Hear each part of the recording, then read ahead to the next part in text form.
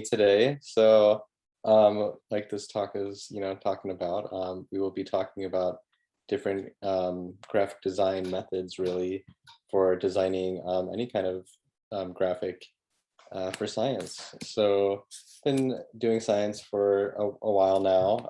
MD PhD is took me 10 years in Oregon, and I'm definitely no expert in Adobe Photoshop or Illustrator, but I've used them a lot. And we're going to talk about, first of all, how to think about figure design, but then talk about just some basics to get you all started with some of these programs. And if you have questions along the way, like Melissa was saying, put them in the chat. Also, there's going to be some interactive parts where I'm doing some screen share with the programs themselves. So that's a good time to interrupt as well. And just, if you have a question, we'll just talk about it right there. No answer guaranteed, but we'll try our best here. So with that, we'll talk about my philosophy on graphic design. So there we go. Talk about some objectives. So we kind of talked about expectations a little bit, but we're going to talk about the principles of graphic design, the philosophy of that. We're going to talk about common software programs to manipulate graphics, especially into manuscript format. We're going to outline a roadmap for self-learning. Everything I'm going to talk about today, I've self-learned. I've had people along the way in the lab help out, but most of it is self-motivated learning, and you can do it too. And then we're going to talk about basic Adobe Illustrator and Photoshop functions. We're going to take one of the figures from one of my dissertation figures and reverse engineer that. And then we're just going to talk. So with that, we're going to go and talk about kind of general things to think about when we're talking about science or communications in general. So we all have 6 senses, 5 of them listed there, and the 6th one being the vestibular sense, which, being a hearing researcher, is very near and dear to my heart. So you want to think about, what's the format? Is this going to be an audio? Is this going to be a visual? Is it going to be a combo? Is it going to be in time? So what's the dimensionality? I.e., like sound has 2 dimensions: intensity, frequency. Light has the added dimensionality of color. Are you going to be in time or not? Touch, taste, and smell, those are hard online, but in person it might actually be part of your presentation. So don't limit yourself to 2-dimensional or 3D rendering of 2-dimensional objects in 2 dimensions to be your only format. And so thinking about just some figures and some images that I've come across over my career. So here's one of my dissertation figures that we're going to reverse engineer a bit later, part of it. So this figure, I made it complete with Adobe Illustrator. It's not fancy, it doesn't have to be. So again, you want to be thinking about, what's your goal.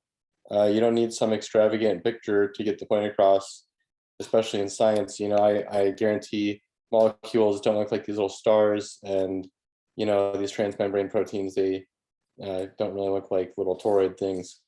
But anyways, it's getting the point across. And the point is, I made that with Illustrator.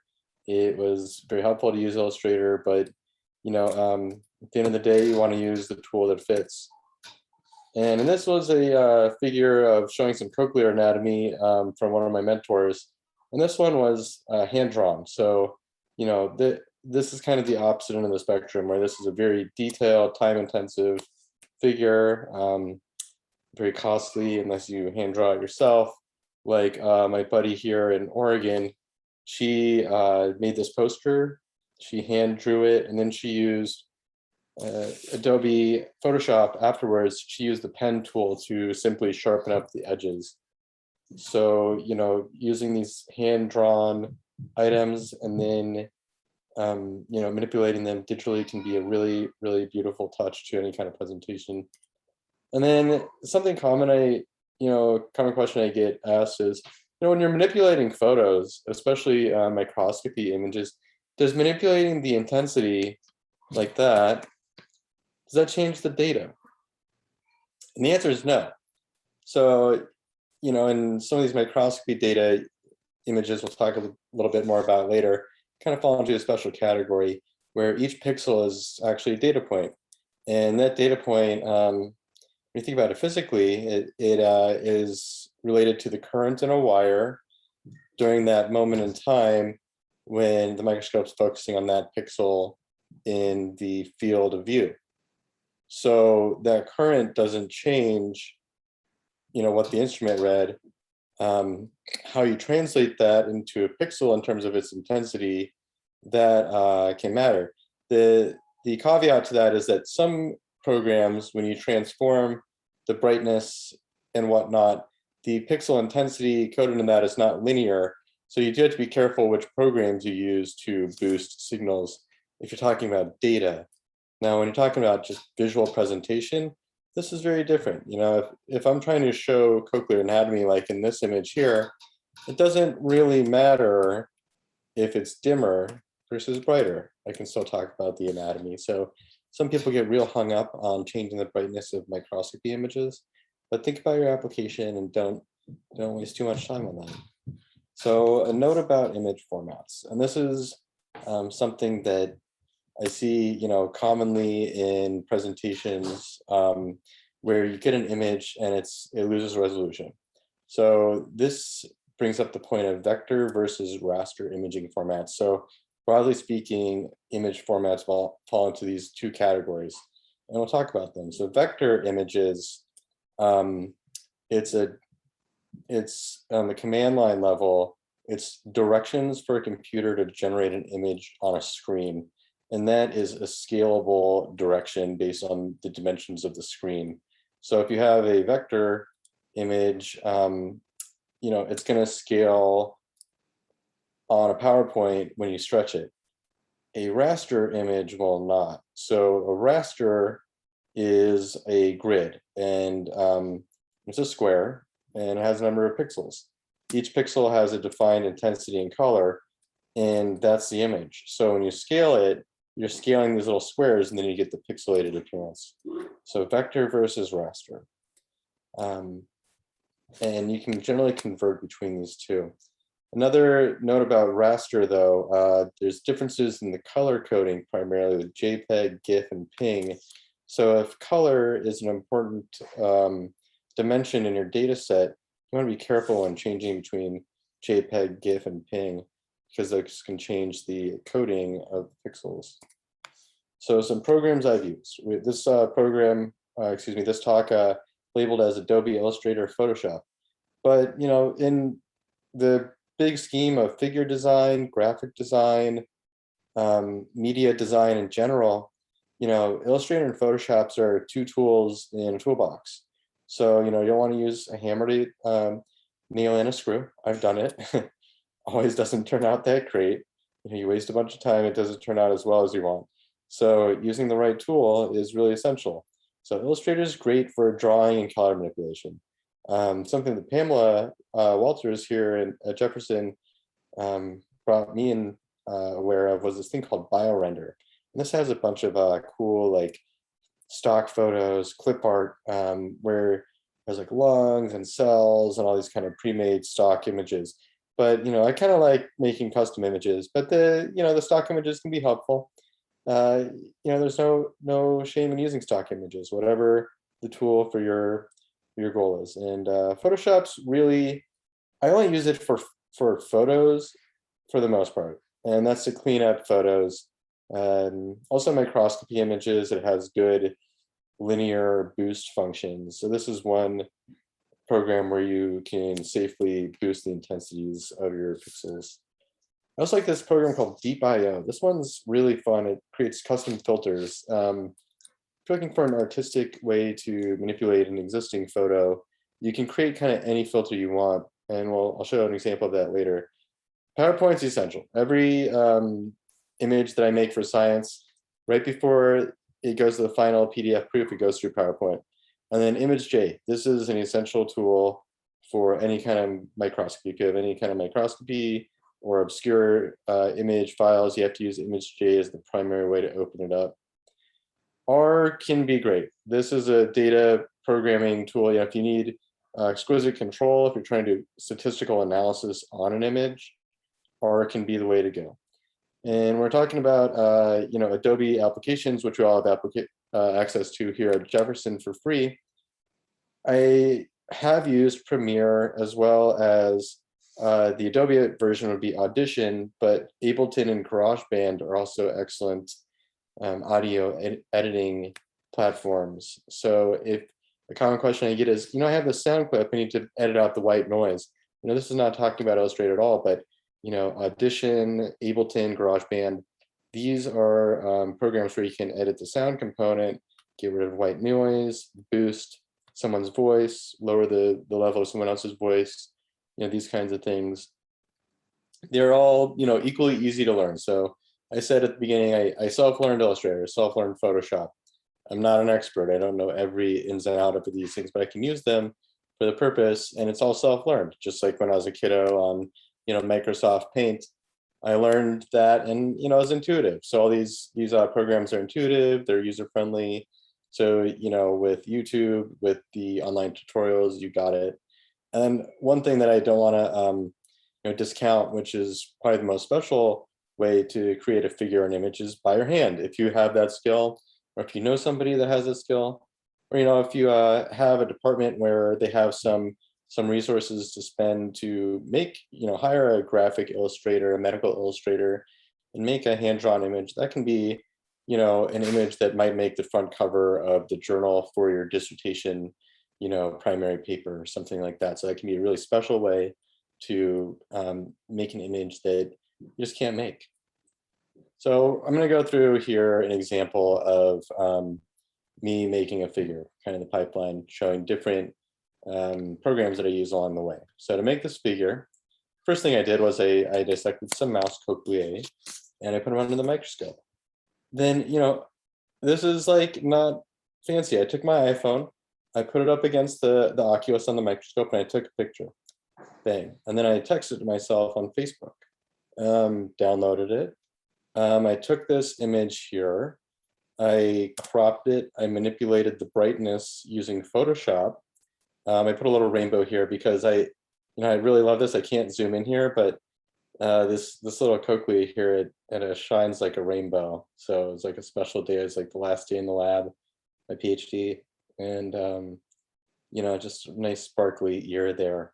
So brought it through Photoshop, saved it as a PDF, and then what I did was I found a stock mouse image online. I think goes on Google, and then I put that into Adobe Illustrator. What you can do with Illustrator, you can easily change the color of these things. So this was actually a white mouse when I got it, and I recolorized it using a gradient tool there and got this black mouse because I used UP7. Then I took that PDF of this mouse, these cochleas. I made a PowerPoint template that was appropriately sized. So that's one powerful thing about PowerPoint is, you can make a grid the exact size you want. That's the size. When you save it as a PDF, that image is going to, be scaled to that size. And you can scale it from there. So, using the appropriate size PowerPoint can be important. And then, you just add the easy arrows. You don't need Illustrator to do this, and save that as a PowerPoint, or as a PDF for insertion into the manuscript. So now we're going to get to Illustrator. So again, self-learned. These Illustrator tutorials are fantastic. If you can't find something on a tutorial, I often will go to YouTube. Google can be excellent as well, but it's often I find if I go to YouTube, I find a bunch of tutorials that are not relevant to the topic I'm trying to learn, as well as just the manual. So if I need to learn something about a tool, if there's a new tool that came out that I need to learn, or if I need to relearn a tool, because a lot of these tools I learn, I use them, I come back to it 1 or 2 years later, and I forgot it, so I need to relook it up, and the manual can be really great for that. Also, by the way, to get any of these, these software programs, you can get them on the Thomas Jefferson website, the library website. Just type in TJU free software into Google, it'll pop up. So with that, we're just going to talk about some 4 basic topics in Illustrator. We're going to look at the tool panel. We're going to go over some of those tools. We're going to talk about figure formatting, sizes and resolution. We're going to talk about layers, which is a Illustrator Photoshop specific term. We're going to talk about libraries. So I'm going to exit out of this screen here. Go to Illustrator. So I have here a figure from my dissertation. I made this in a 9x11 grid here. So when we're looking at this, we're going to talk first about layers, go a little bit out of order. So when we have nothing selected here, look at properties, there's artboards. So an artboard is this white area here, and this is like a canvas, like a painting. And you can edit the artboard. You can change the sizes here. And you see here it's 8.5 by 11 inches there for width height. And it has artboard 1 name. And then when we go over here, it shows layers. So layer is kind of like grouping in PowerPoint. When you group together different objects, you get a layer. And this was a 1-layer project. You know, if you get a real fancy illustration, you might have up to, 200 layers, something like that. And one thing about layers that I want to point out is this locking function here. If you have a layer and you don't want to move it, you don't want to select it, you don't want to edit it, you can lock that layer. And that can be helpful if you're, putting objects on top of each other and layering them. Also, you can hide something. So if you want to, hide a layer, work on something else, and then bring it back to layer upon layer, you can do that. So those are some basic things about Adobe Illustrator, artboards, and layers. So let's go through some tools. So here's the tool section. There's kind of 2 main sections of Illustrator that I think about. Photoshop as well. So think about the tool. When you select a tool, for example, if I select the text tool, which is of course not showing up. Okay, forget about that. So look at this selection tool. So it's the direct selection tool. So this, you can select parts of an object. So you can see, I click on this, it's a text, that's a text. You click on this little polygon here, and then you can kind of edit them as you want. So if I need to change what's called an anchor point for this, I can stretch it out. I'm not going to, because I like it the way it is. But that's in converse to this selection tool, where this is more for moving, stretching. Doesn't have all the anchor points that I had in the other tool. Then there's the pen tool. So, you got your drawing tools here. You got your curvature tool. And then, if you need a shape, here's some shapes here. And then the line segment tool is what I use to, make these different guys here by putting in different anchor points. So your paintbrush, blob pencil, and you find these different options by right-clicking. So this tool area over here, this is where you're going to play around. You're going to learn the different functions of these, but it's basically like Microsoft Paint. So again, thinking back to, growing up, thinking about Microsoft Paint, you just kind of learn the tools as you go. But another thing I'll point out here that's not necessarily intuitive is these color schemes here. So you have the fill and you have the stroke. You can change those individually. So beyond that, we can take a look a little bit more at these anchor points. So I find that anchor points are more or less the key to making custom images here. So when I have these, you can really kind of change them around. You can change the curvature of these lines, and really by manipulating that, kind of make whatever shape you want at the end of the day. And you got these different curves here. You have an anchor point here for this, and you end up with these really crisp looking lines that you can't draw freehand. One thing that I have not gotten into that I'd like to, but requires a stylus, is these hand-drawn images, and that's through Adobe Animation. And I'd encourage you to go check that out if you're interested. But it's a tool that I'd like to learn, but just haven't had the need to yet. So that's kind of a basic Photoshop idea. Illustrator. Now look at Photoshop. So four basic topics I'll talk about in Photoshop. So we'll look at the tools, and we'll talk about frames, selections, and then we'll talk about a few select tools here. So here I have a new Photoshop project open, and again, there's kind of similar to Illustrator. You can talk about artboards. Something's getting in the way here.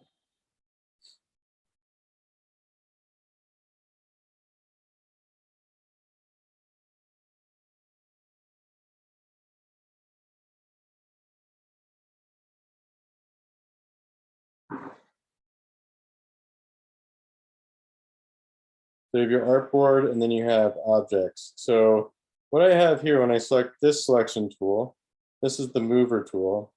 I have what I here is called a frame, and the frame is right here.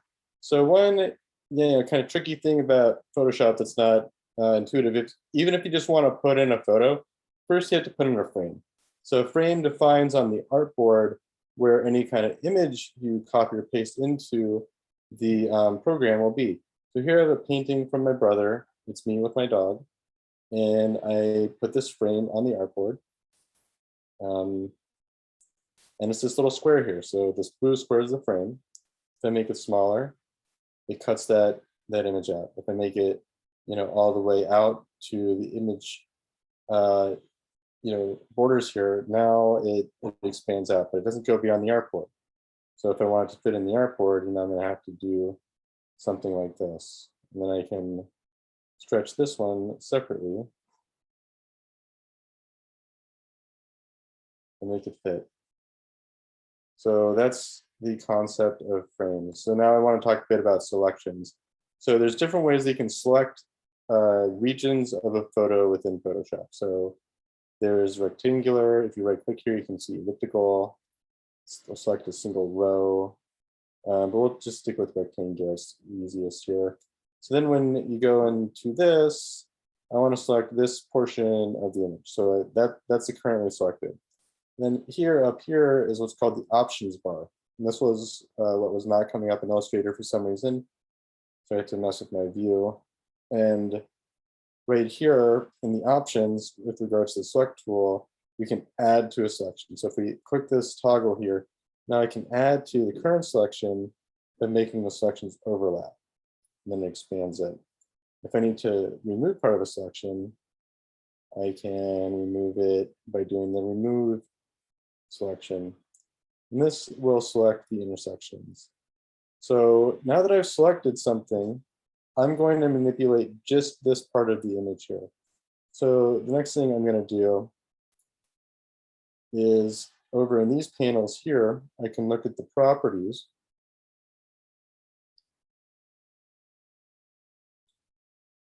Excuse me.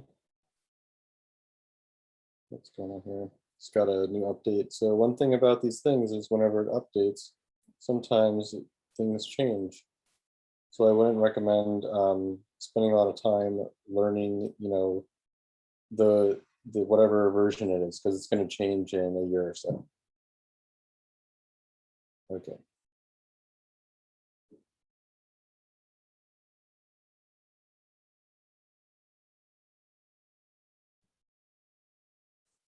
Hey, Zach.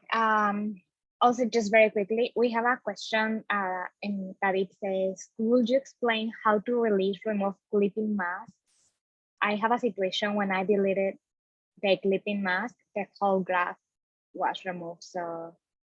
Oh, when you deleted a mask in there? Sorry, is it in the chat there? Yes, it is in the chat. Okay, let's see the chat.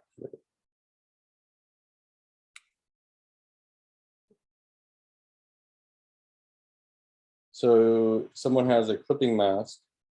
When they delete the mask, the graph gets removed. Got it. So what that seems like in that situation, let me share my screen again.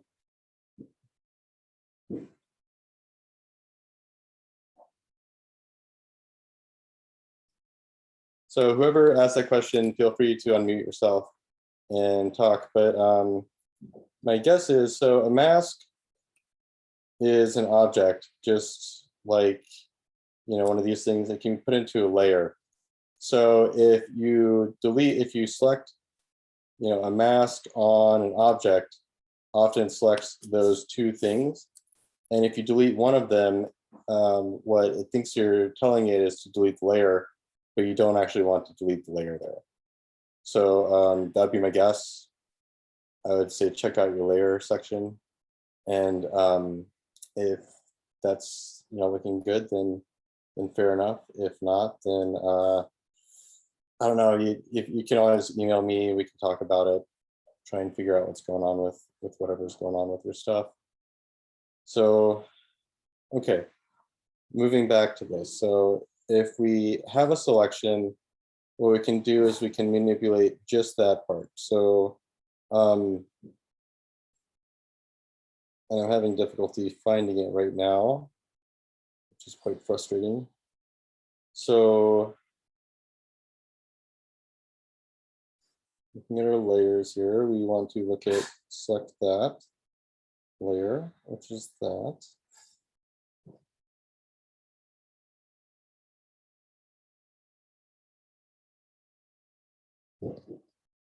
Excuse me, this is embarrassing. I have not used this version of Photoshop in a while. Anyways, what you can do with this is, again, you're going to find the correct way to go to this. But once you select this part here, what you can do is manipulate just that selection. So let's see, if we can do it with just the blur tool. So on the blur tool,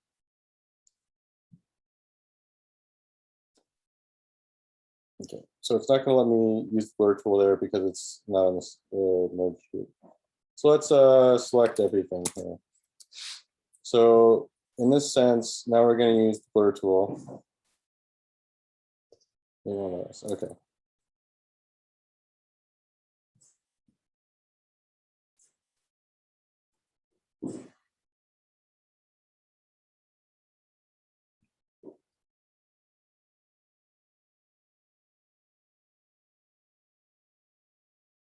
Yeah, so right now it's in vector mode, so I need to rasterize it before we can use that.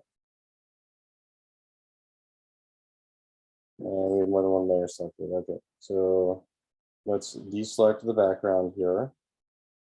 Now I just have this layer selected. Okay, so we're going to use the blur tool. It's one tool that I use often. Okay. I'll select one layer here.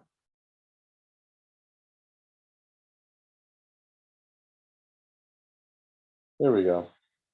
So now we're on the blur tool. If I want to change the size, we can go up the options up here, and we're going to increase the size of the blur tool.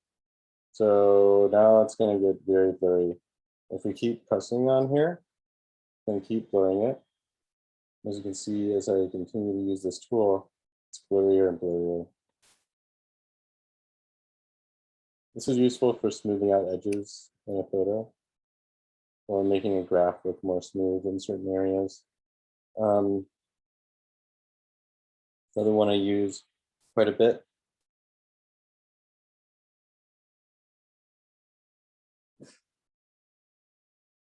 is the smudge. So very similar to that, be the smudge tool. And again, you can change the size here, change the hardness. Let's see how much it's going to blur. But this is kind of like the smudge tool, but kind of like the blur tool, but it's like finger painting. This one's also very useful for image manipulations, blending, etc. Those are some of the main things that I use. I also use, Photoshop. It has the best, just good old image brightness editor. So if I need to change like the color settings, I can really make sure that it's the right, it has to be the RGB using the same gamma or, something very specific. I can use that there. So with those types of things, I can change the image format. And those are some of the main things I use Photoshop for. And okay, so moving on there. So yeah, just a question regarding like between Photoshop and Illustrator, like in which settings you use one versus the other one. Like you have mentioned it previously, like for Photoshop you can edit and Yeah, Illustrator you can create your drafts, but well, your images. But what else do you said for like Illustrator? yeah. So Illustrator, I think of more as, making images. So Photoshop doesn't have a lot of draw capabilities. It has some basic things like, if you get a paintbrush, or pencil, that's there. But to make images, fast, you can't make these kind of custom shapes using Photoshop.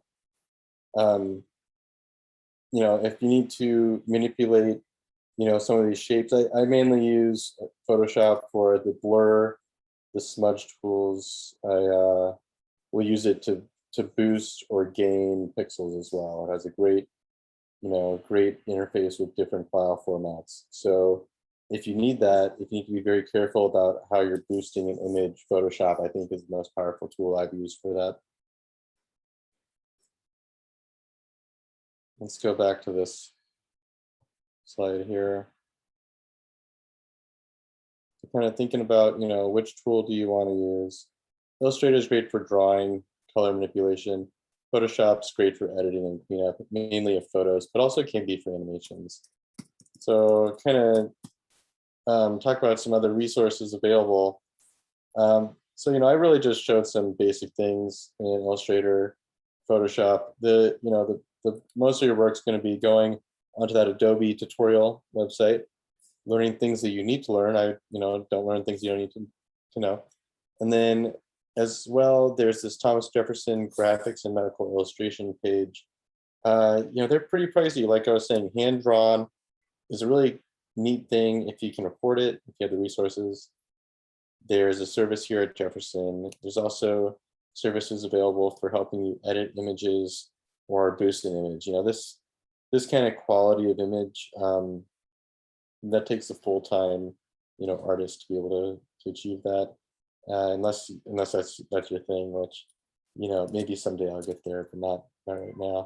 And with that, I just wanted to show one example of Deep.io, which I think is a really fun way to also make, an image that might capture somebody's attention. So here are some farm photos here. I took this photo and then I created a filter using this. So what Deep.io is, it applies features of this photo to this photo, and it kind of matches them. So you can see it took the snow and it put it in the white sky up here. It took some snow down here, and for some reason the trees started coming out of the tractor, which I think is really neat. So that's a fun one there. And with that, are there any other questions or thoughts or comments? Especially if you all have a special program that you all like to use or something specific about, Illustrator, Photoshop, I can try to answer it. But, again, I'm not an expert. I'm a practical user. So, yeah, thank you all for attending, and hope you learned something. Feel free to reach out. And yeah.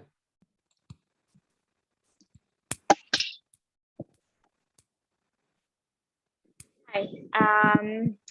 So thank you very much for the presentation. So if you have any questions, again, you can put it in the chat or like, okay, so there is a question actually. So someone asked, I'm not sure if I understood your point. Is there any way to contact you in person? Can we share your email with people? Yeah, I'll share it in the chat right now. Okay, awesome. As well, yeah, so it's there. It's in the recording, so you all are able to contact me there. Also on Instagram and Twitter. Okay, yeah, that is great. So there is another question that it's when putting images into Illustrator, does it make a difference if you place or copy and paste such as from Photoshop? Oh yeah.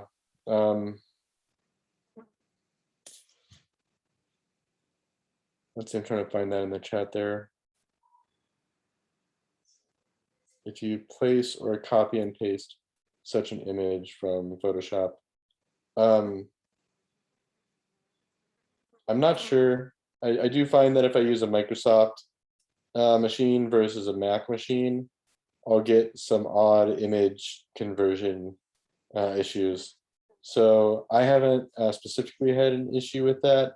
I would say that anytime I'm dealing with that type of topic, anytime I transform an image in any way, I always compare the output image to the input image. You know, just as a quick way to do that would be look at the file size. If the file size changed at all, then that manipulation, you know, or changing between programs, it did something to your image, and you're going to lose data. So that's a quick and dirty way to check if changing file format or programs is manipulating your image integrity at all. I have a quick addition to that, actually. Yeah. I've done some of that, and I think in my experience, if you place an image, it links it continuously to the file. So if you update the file later, then it'll update the image in the Adobe Illustrator file that you've placed it in. Great. Copying probably doesn't do that. I have a feeling you're right. Yep. It's the difference between, I guess, copying in a command, to go to that file versus some kind of image or raster vector commands. Great, thanks, Danny. Thanks for coming by also. Sure. I have another minor question. One thing that I often try to do and seem to forget how is like, if you've got multiple parts of the Illustrator image, to try to make sure they're aligned on like a certain, it's like aligned on the vertical axis. Oh yeah. There's like a snap to, I know there's like a snap to grid or something, but I don't know. Yeah, there's a snap tool. Exactly. So you select multiple of these. And this is weird because it's already manipulated, so it'd probably be best to show in a new document. Let's see if I can remember how to do this. Let's put in a few rectangles and we'll see if we can snap them to the same spot. So we'll do that. We'll take the selection tool, select them all, and see if we can snap them.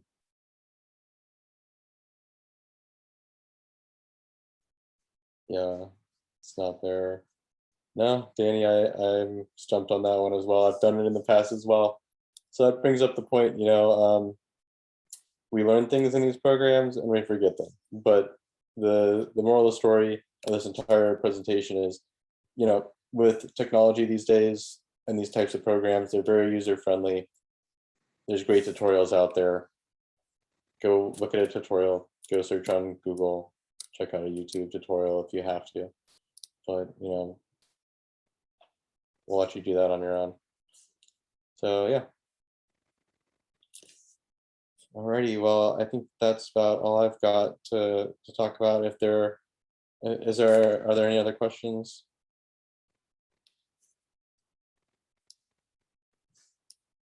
I think somebody said that align might be under object. I'm sure you're right.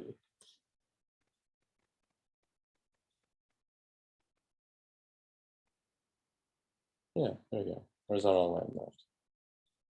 Excellent. Thank you, Quinita. Okay. So wonderful. Yeah, so one more thing, like if there is not any other major questions, so you mentioned about the resources at Jefferson, so could you just repeat that so everyone is aware that we can get like the Adobe packages, and then yeah, and what is needed if you have like an idea. The what was the last part? Like what we need to do to have them or to get them. Yeah, so you can type in Jefferson free software. The first thing that comes up is this page here. You just click on it, and then you can download these things. There's download links for most of them. So the Creative Cloud is there, and you do have to register with IT. I've had some problems with some of these programs, like EndNote's great. Side note, definitely recommend getting that one. But for for some reason, for also Prism is a must get if you do any kind of basic science. For SAS, there's a long registration process involved with that one. And there's also some kind of registration process involved for Adobe Creative Cloud. But just talk with the IT if you're having issues, and they'll help you out. And then here's the tutorials. These are really great. You want to learn more about layers, selections. This is a really great tutorial here for Photoshop, would be selections. And then for Illustrator, if you want to learn some really advanced stuff, here's some basic shape illustrating, whatnot. This talks about more how to transform, flip things, make things smooth or jagged. There's lots of different tools you can learn about. So there's the tutorials. And then also another thing that I'll shout out is this Adobe Stock, where, it's just sweet. These are all, open images. If you, have an account, you can get these. And these are awesome pictures of ears, which is my personal favorite. So, even for medical stuff, it can be really great. If you're trying to make a figure, I definitely recommend Adobe Stock. Okay, yeah. Those are very cool pictures already made. So it's great to take advantage of what is already made, so we don't have to do extra work. That is great. If there is no more questions, thank you very much everyone for coming, and we hope to see you in our next technical series.